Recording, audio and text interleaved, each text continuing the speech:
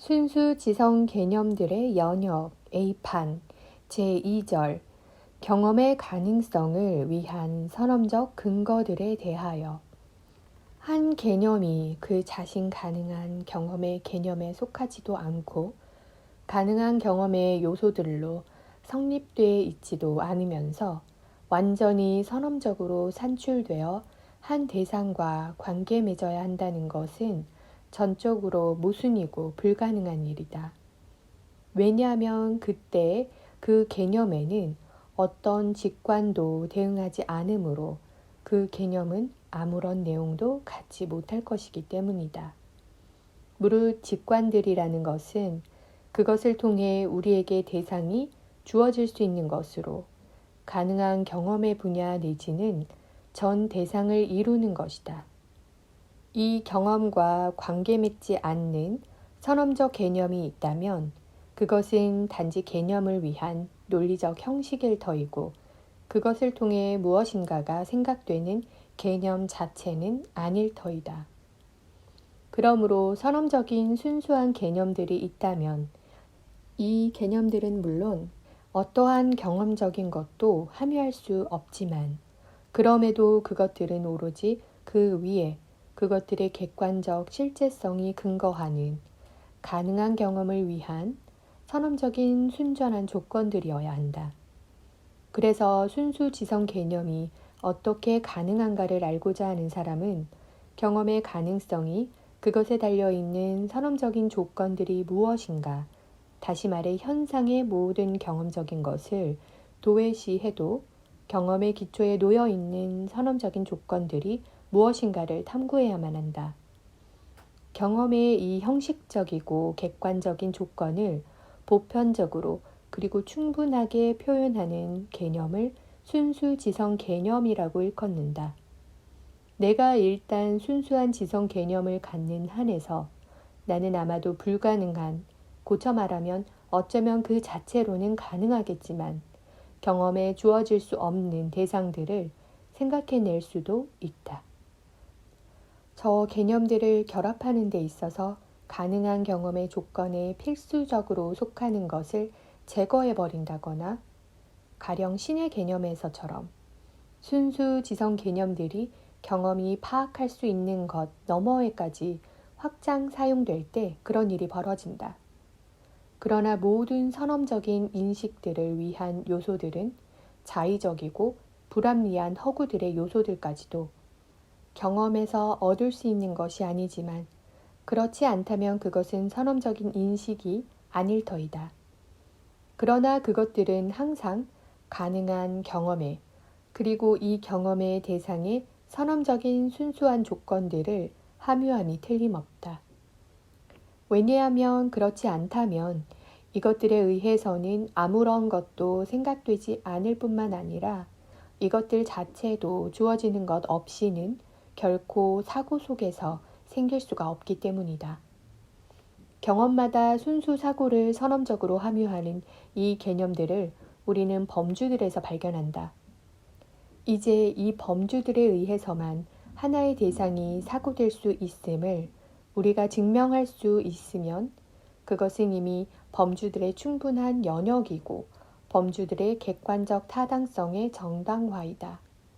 그런데 그러한 대상의 사고에는 유일하게 사고하는 능력인 지성 이외의 것이 종사하고 있고 객관들과 관계 맺어야 할 인식 능력으로서 지성 자신이 이 관계 맺음의 가능성에 대한 해명을 필요로 하므로 우리는 경험의 가능성을 위한 선험적인 기초를 이루는 주관적인 원천들을 그것들의 경험적인 성질들에 따라서가 아니라 초월적인 성질들에 따라 우선 고찰해야만 한다. 어느 경우든 만약 한 개별 표상이 다른 표상과 완전히 이질적이고 말하자면 격리되어 이것과 분리되어 있다면 결코 어떤 것이 비교되고 연결된 표상들의 전체인 인식으로 생겨날 수는 없을 터이다.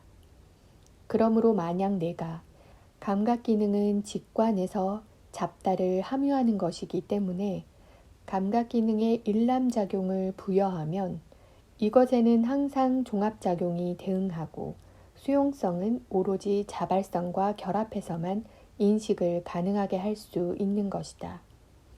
이것은 바로 모든 인식에서 필수적으로 나타나는 세 겹의 종합의 근거이다.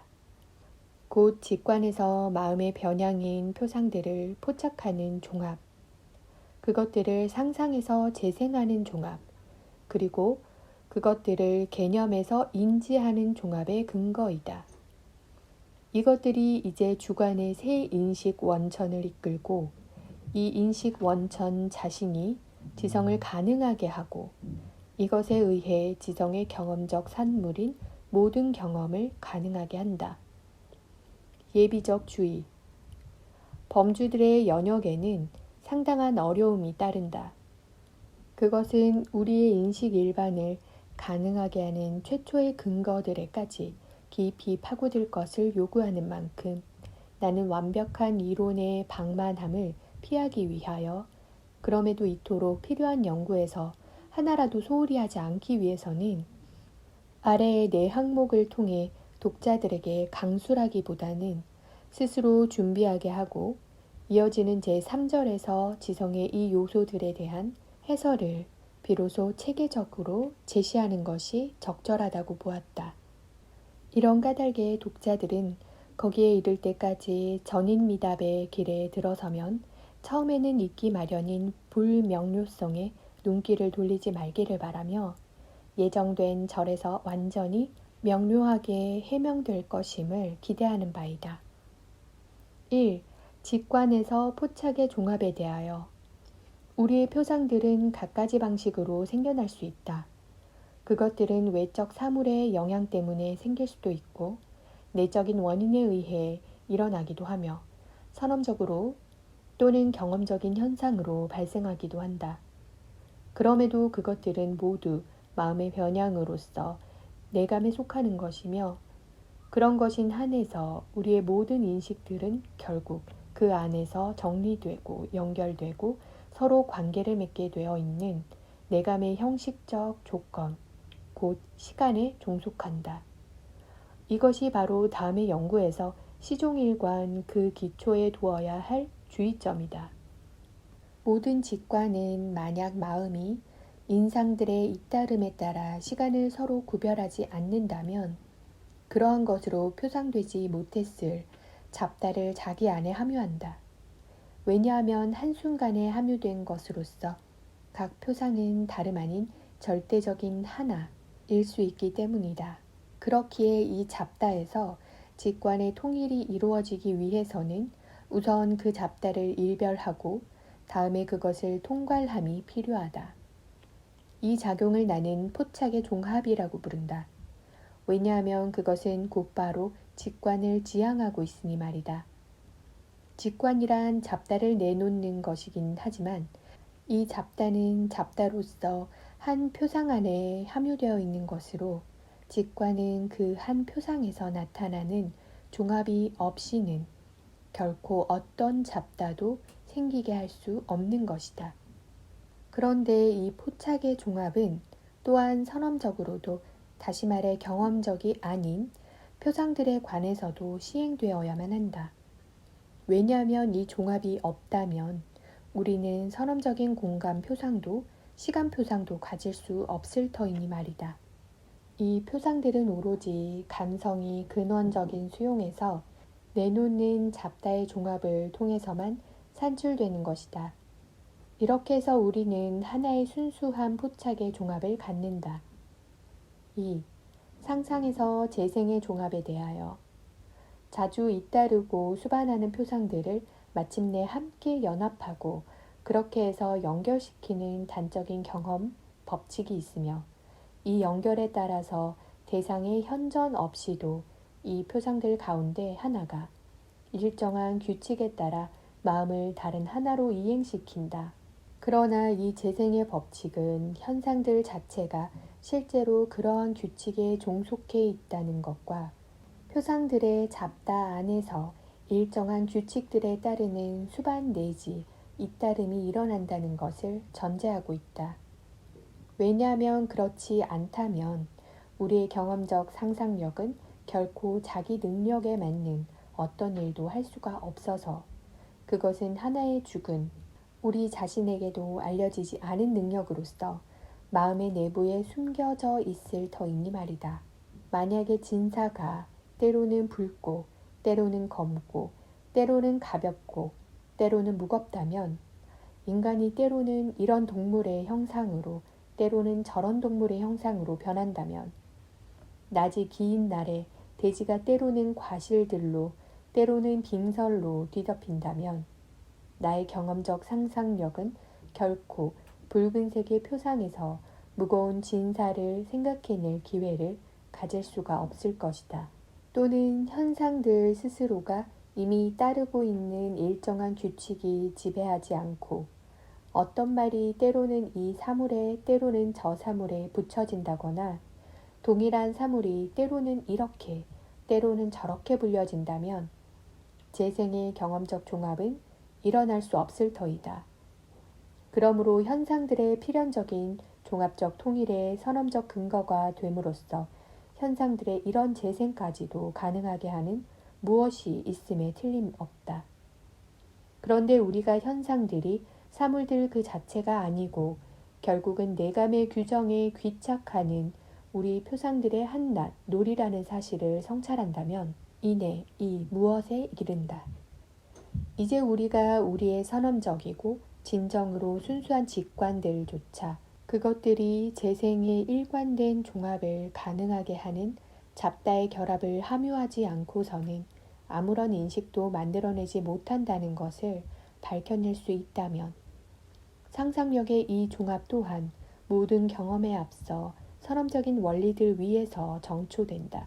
그래서 우리는 현상들의 재생 가능성이 반드시 전제하는 바 모든 경험의 가능성에도 기초로 놓여있는 상상력의 순수한 초월적 종합을 받아들여야만 한다.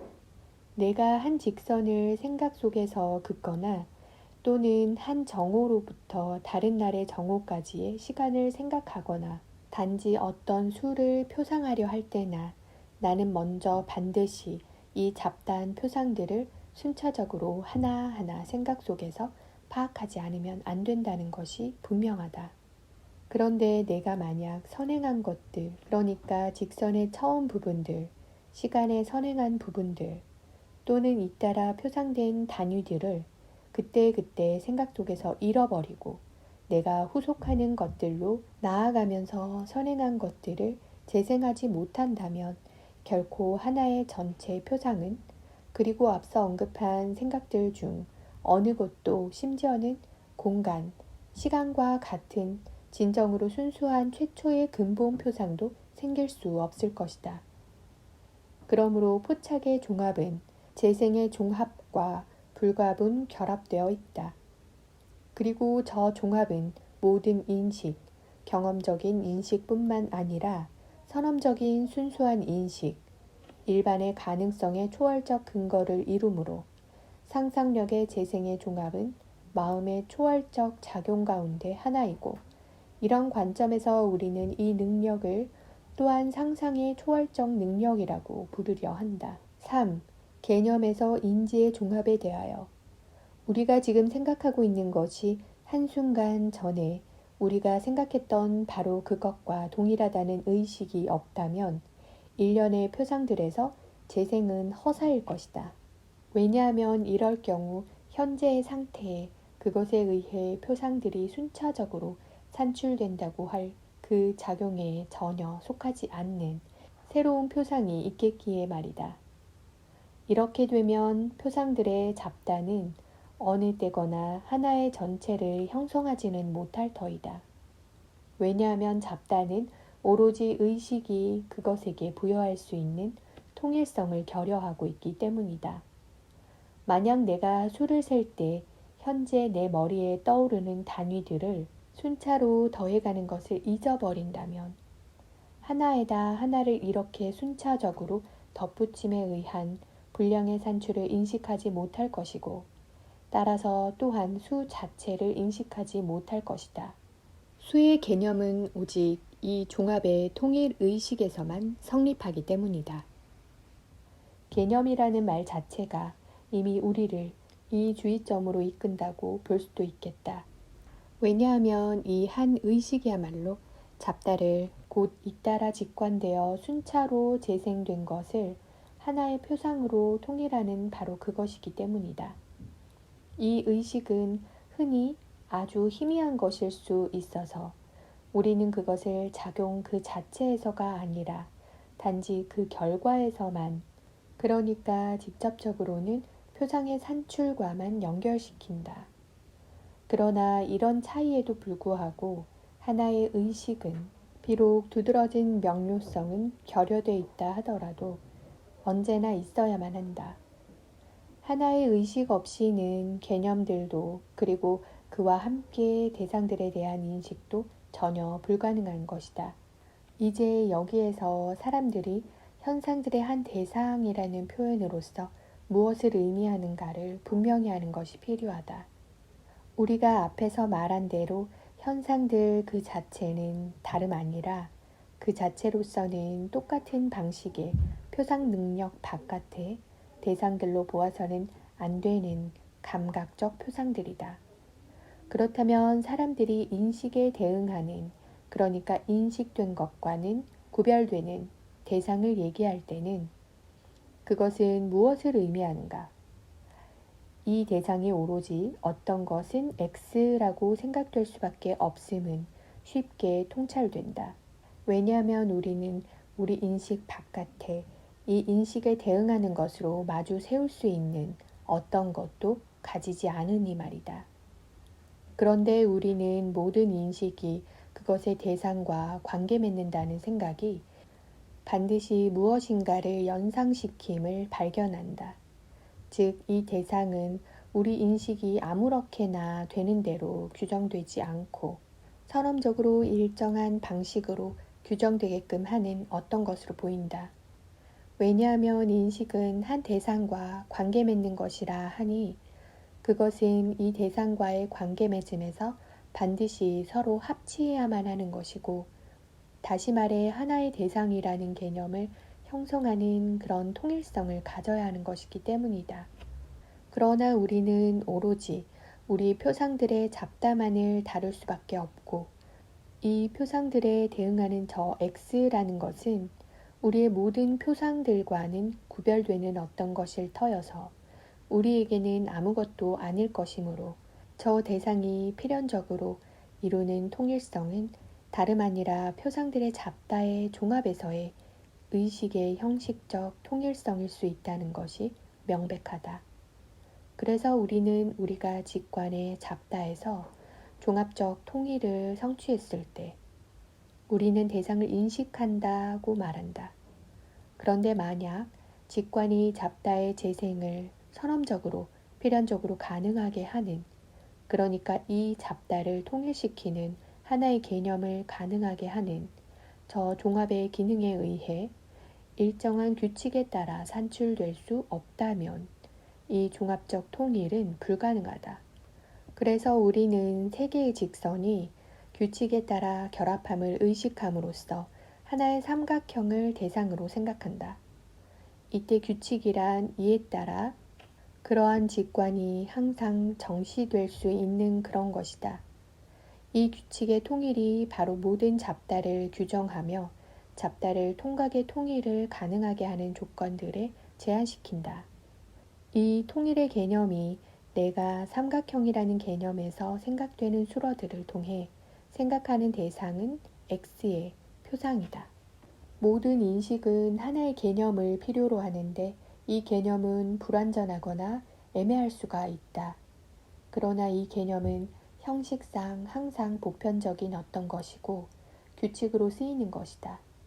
예컨대 물체라는 개념은 그것을 통해 생각되는 잡다의 통일에 의한 개념으로서 외적 현상들에 대한 우리의 인식의 규칙으로 쓰인다. 그런데 이 개념은 오로지 그것이 주어진 현상들에서 그 잡다의 필연적 재생을, 그러니까 주어진 현상들에 대한 의식에서 종합적 통일을 표상함으로써만 직관의 규칙일 수가 있다. 이를테면 물체 개념은 우리의 어떤 것에 대한 지각에서 연장의 표상을, 그리고 이와 함께 불가투입성, 형태 등의 표상을 필연적이게끔 한다. 모든 필연성에는 항상 초월적인 조건이 기초에 놓여 있다. 그러므로 우리의 모든 직관들의 잡다의 종합에서, 그러니까 객관들 일반의 개념들의 종합에서도, 따라서 경험의 모든 대상들의 종합에서도 의식의 통일이라는 초월적 근거를 반드시 만나게 된다. 이러한 근거가 아니었더라면 우리가 직관들에 대해서 어떤 대상을 생각한다는 것은 불가능했을 것이다. 왜냐하면 이 대상이라는 것은 그것에 대한 개념이 그러한 종합의 필연성을 표현하는 어떤 것 이상의 것이 아니니 말이다. 이 근원적인 초월적 조건이 바로 다름 아닌 초월적 통각이다. 내적 지각에서 우리의 상태의 규정들에 따른 자기에 대한 의식은 한낱 경험적이고 항상 전변적이다. 내적 현상들의 이 흐름 속에서는 지속적이고 항존적인 자기는 있을 수 없고, 그것은 보통 내감 또는 경험적 통각이라 불린다. 반드시 수적으로 동일한 것으로 표상되어야 할 것은 경험적인 자료에 의해서는 그러한 것으로 생각될 수 없다. 그것은 모든 경험에 선행하면서 이 경험 자체를 가능하게 하는 조건이자 그러한 초월적 전제를 타당하게 해야 할 조건이어야 한다. 직관의 모든 자료에 선행하고 또 그것과의 관계에서만 대상에 대한 일체의 표상이 가능한 그 의식의 통일성 없이는 어떠한 인식도 우리 안에서 생길 수 없고, 인식들 상호 간의 연결이나 통일도 생길 수 없다. 이 순수하고 근원적이며 전변 없는 의식을 나는 이제 초월적 통각이라 부르려 한다. 이것이 이런 명칭을 가질 수 있음은 이미 가장 순수한 객관적 통일조차도, 즉 공간, 시간과 같은 선험적 개념들의 통일조차도 직관들의 이것과의 관계 맺음을 통해서만 가능하다는 사실로부터 밝혀진다. 그러므로 이 통각의 수적인 통일성, 하나임은 선험적으로 모든 개념들의 기초에 놓여 있으며, 그것은 공간, 시간의 잡다성, 여러 겹임이 감성의 직관들의 기초에 놓여 있는 사정과 같다. 그런데 바로 이 통각의 초월적 통일성이 언제나 한 경험에서 함께 있을 수 있는 모든 가능한 현상들로부터 이 모든 표상들을 법칙에 따라 연결시킨다. 만약 마음이 그것에 의해 잡다를 한 인식에서 종합적으로 결합하는 그 기능에 동일성을 잡다에 대한 인식에서 스스로 의식할 수 없다면 의식의 이 통일성은 불가능할 터이니 말이다.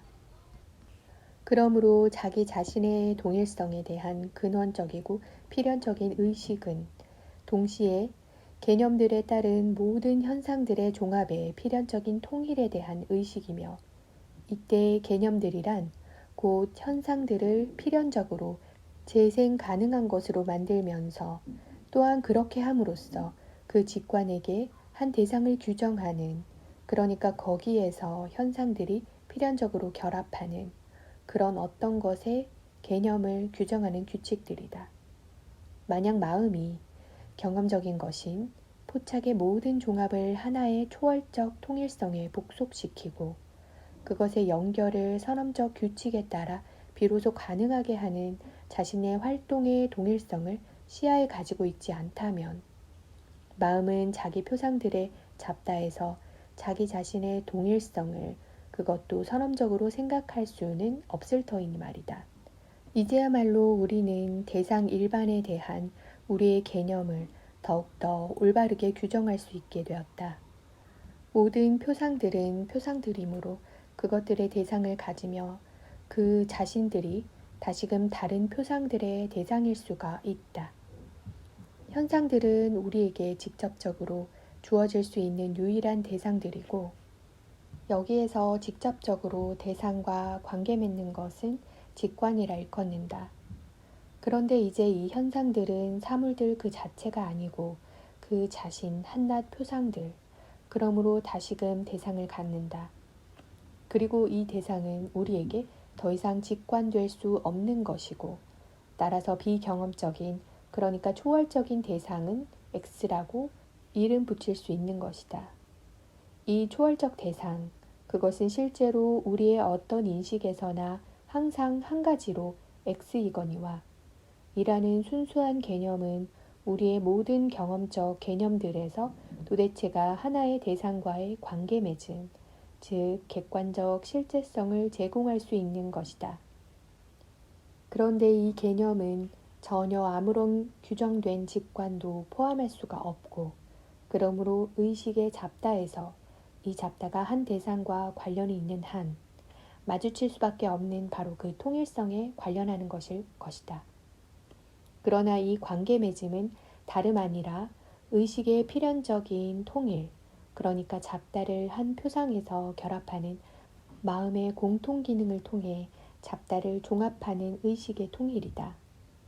이제 이 통일은 선언적으로 필연적이라고 보아야만 하기 때문에, 그렇지 않으면 인식이 대상 없이도 있을 터이니까 우리의 경험적 인식의 초월적 대상과의 관계 맺음, 곧 객관적 실제성은 모든 현상들은 그것들을 통해 우리에게 대상들이 주어져야 하는 것인 한에서, 그것에 따라서만 오로지 경험적 직관에서 현상들의 관계가 가능한 그 현상들의 종합적 통일에 선험적 규칙들에 종속해야 한다는 초월적 법칙에 의거할 것이다.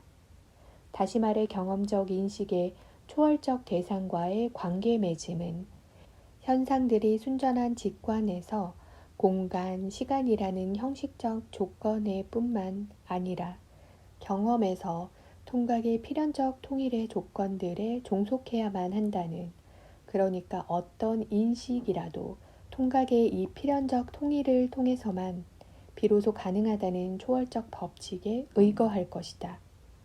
4. 선험적 인식으로서 범주들이 가능함에 대한 예비적 설명.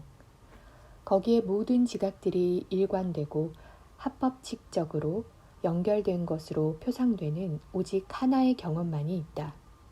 그것은 거기에 현상들의 모든 형식과 존재, 비존재의 모든 관계가 생기는 오직 하나의 공간, 시간만이 있는 이치와 같다. 우리가 서로 다른 경험들을 얘기할 때 거기에는 동일한 보편적인 경험에 속하는 한에서 그만큼의 지각들이 있을 뿐이다. 지각들을 일관된 종합적인 통일이 곧 경험의 형식을 이루는 것이고, 그것은 다름이 아니라 개념들에 따르는 현상들의 종합적 통일이다.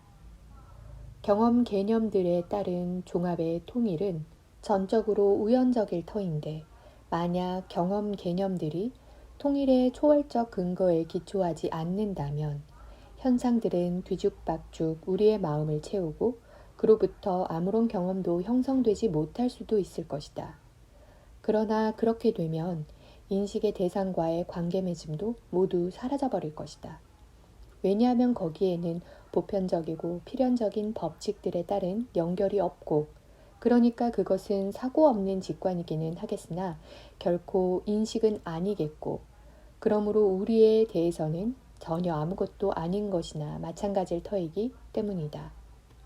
가능한 경험 일반의 선험적 조건들이 동시에 경험의 대상들을 가능하게 하는 조건들이다. 이제 나는 앞서 열거하였던 범주들이 다름 아니라 가능한 경험에서의 사고의 조건들이고, 또한 공간과 시간이 바로 그 경험을 위한 직관의 조건들을 함유한다고 주장하는 바이다.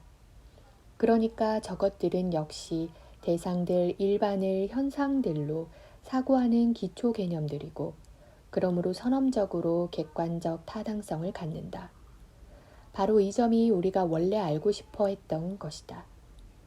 그러나 이 범주들의 가능성은, 아니 필연성도, 전 감성이, 그리고 그와 함께 또한 모든 가능한 현상들이 근원적 통각과 맺고 있는 관계에 의거한다. 이 근원적 통각에서 모든 것은 자기 의식의 일관된 통일의 조건들에 따라야만 하고, 다시 말해 종합의 보편적 기능들에 종속해야만 한다. 여기서 종합이란 바로 개념들에 따른 종합을 말하며 이 종합에서만 통각은 자기의 선언적인 일관되고 필연적인 동일성을 증명할 수 있다. 그러니까 원인이라는 개념은 개념들에 따라 시간 계열에서 잇따르는 것과 다른 현상들을 종합하는 것에 다름 아니며 선언적인 규칙을 갖고 현상들을 자신에게 종속시키는 그러한 통일성이 없다면 일관되고 보편적인 따라서 필연적인 의식의 통일을 지각들의 잡다에서 볼 수 없을 것이다. 그러나 이럴 경우에는 지각들은 어떤 경험에도 귀속하지 않을 것이고 따라서 대상이 없는 표상들의 눈먼 유희에 불과하고 바꿔 말해 꿈이나 마찬가지일 것이다. 저 순수한 지성 개념들을 경험으로부터 도출하고 그것들에게 한낱 경험적인 근원을 지정해 주려는 모든 시도는 그러므로 전혀 헛되고 부질없는 짓이다. 나는 예컨대 원인이라는 개념이 어떠한 경험도 제공할 수 없는 필연성의 특성을 가지고 있다는 사실에 관해서는 아무것도 말하고 싶지 않다. 경험은 한 현상에 다른 어떤 것이 보통 뒤따른다는 것은 말해주지만 그것이 필연적으로 그것에 뒤따라야 한다는 것을 더구나 조건인 그것으로부터 선험적으로 그리고 전적으로 보편적으로 그 귀결이 추리될 수 있다는 것을 말해주지 않는다. 그러나 내가 문제 삼는 것은 사람들이 사건들의 계열에서 모든 것은 결코 어떤 것도 그것이 항상 그에 뒤따르는 무엇인가가 선행하지 않고서는 일어나지 않는다는 규칙에 적절하게 종속한다고 말할 때 일관되게 받아들일 수밖에 없는 연합의 저경험적 규칙이 자연의 법칙으로서 무엇에 의거하고 있는가, 그리고 대체 이 연합이라는 것이 어떻게 가능한가 하는 점이다. 잡다의 연합을 가능하게 하는 근거는 그것이 대상 안에 있는 한에서 잡다의 근친성이라 일컬어진다. 그러므로 내가 묻는 바는 어떻게 여러분이 현상들의 일관된 근친성을 이해하는가 하는 점이다. 그것으로 인해 현상들은 영속적인 법칙들 아래에 있고 또 그 법칙들에 종속해야만 한다고 하는데 말이다. 나의 원칙들에 따르면 근친성은 아주 잘 파악될 수 있다. 모든 가능한 현상들은 표상들로서 가능한 전체의 자기의식에 속한다. 그런데 초월적 표상인 이 자기의식과 수적인 동일성은 불가분리적이요. 그것은 선언적으로 확실하다. 왜냐하면 이 근원적인 통각에 의거하지 않고는 아무것도 인식될 수 없기 때문이다. 이제 이 동일성은 현상들의 모든 잡다의 종합이 경험적 인식이 되는 한에서 반드시 그 종합 안에 들어가야 하는 것이므로 현상들은 포착의 종합이 일관되게 따라야만 하는 바로 그 선언적 조건들에 종속되어 있다. 그런데 그에 따라 일정한 잡다가 그러니까 한 가지로 정립될 수 있는 그런 보편적 조건 표상을 규칙이라 하고 그것이 그에 따라 그렇게 정립되어야만 하는 그런 보편적 조건 표상일 때는 법칙이라 일컫는다. 그러므로 모든 현상들은 필연적인 법칙에 따르는 일관된 연결 안에 있고 그러니까 초월적 근친성 안에 있으며 경험적 근친성은 순전히 이 초월적 근친성으로부터 나온 것이다. 자연이 통각이라는 우리의 주관적인 근거에 따르고 심지어 합법칙성에서 그것에 의존해야만 한다는 말은 어쩌면 무척 불합리하고 의아하게 들릴지도 모르겠다. 그러나 이 자연이라는 것 자체는 현상들의 총괄 이상의 것이 아니며 그러니까 사물 자체가 아니라 한낱 마음의 표상들의 집합일 따름이라는 것을 고려한다면 자연을 우리의 모든 인식의 근본 능력, 곧 초월적 통각 안에서 바꿔 말해 오직 그것 때문에 자연이 모든 가능한 경험의 객관, 즉 자연이라고 일컬어질 수 있는 바로 그 통일성 안에서 본다는 것은 놀라운 일이 아닐 것이다. 그리고 그 때문에 우리는 또한 이 통일성을 선험적으로, 그러니까 필연적으로 인식할 수 있으며, 만약 이 통일이 우리 사고의 제일 원천과 무관하게 그 자체로 주어지는 것이라면 우리가 이 통일을 선험적이고 필연적인 것으로 인식하는 것은 어쩌면 포기해야 할 것이라는 것도 놀라운 일이 아닐 것이다. 왜냐하면 그때 나는 우리가 그러한 보편적 자연 통일에 대한 종합적 명제를 어디서 끌어와야 하는지를 모를 것이기 때문이다. 왜냐하면 그 경우 사람들은 자연 대상 자신으로부터 그 명제들을 얻어올 수밖에 없을 것이니 말이다. 그러나 이런 일은 오로지 경험적으로만 생길 수 있을 것이고, 그러니까 그로부터 한낱 우연적인 통일 이외에는 아무것도 끌어올 수 없을 것이다. 그러나 그런 우연적인 통일은 사람들이 자연이라고 말할 때 생각하는 필연적인 연관 관계에는 훨씬 미치지 못하는 것이다.